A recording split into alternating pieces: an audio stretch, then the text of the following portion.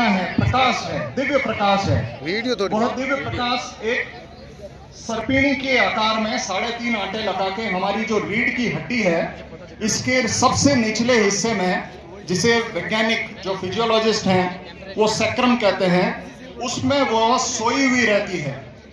अगर पिछले जन्मों में या इस जन्मों में हमने कुछ ऐसी आराधना की है जिससे अगर वो चेतन हुई और एक मुकाम तक, एक जगह तक पहुंचकर फिर आगे साधना नहीं हुई तो रुक गई, तो वो वहीं रहती है। गुरुदेव ने हमें ये बताया फिर वो नीचे नहीं जाएगी। अगर आपने पिछले जन्मों में साधना जो जो कर ली है और वो जहां तक पहुंच गई, तो इस जन्म में आप उसी स्थान से आगे की यात्रा शुरू करोगे। आपको वापस जीरो से यात्रा करने की जरूरत नहीं है। लेकिन जिनके नहीं हुई और जिनके लिए शुरुआत होती है, तो वो कुंडलिनी शक्ति रीढ़ की हड्डी में सोई हुई रहती है। उसको एक समर्थ गुरु 4 प्रकार से चेतन कर सकता है। वो 4 प्रकार क्या है?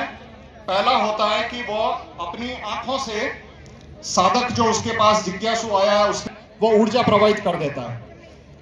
दूसरा तरीका होता है जिसमें वो उस साधक के किसी के सर पे हाथ रखा, किसी के कहीं और छूकर अपनी ऊर्जा उसमें प्रवाहित करके और उसकी चेतन करके कुंडलिनी शक्ति को वो उसको आप सुनते हैं और उस मंत्र का आप जाप करते हैं, तो वो मंत्र कि जब शिष्य इतना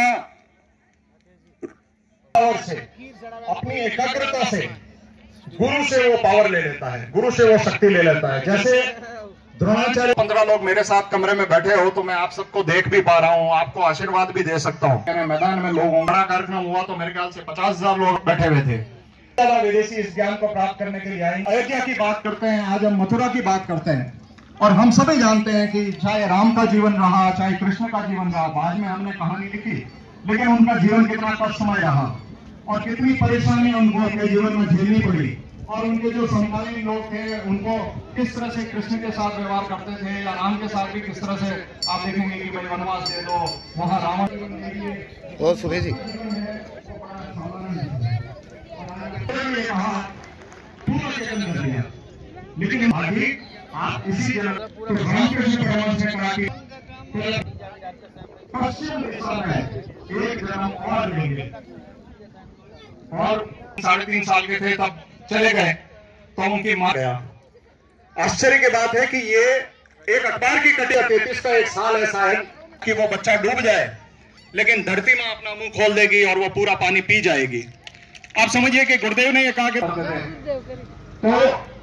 बाइबल में ये कैसे लिखा गया कि जब वो आएगा तो धरती फटेगा। लेकिन गुरुदेव ने कहा कि चूंकि मैं जाना पड़ा, वहां रह के पढ़ाई की और फिर कुछ नौकरियां की, फिर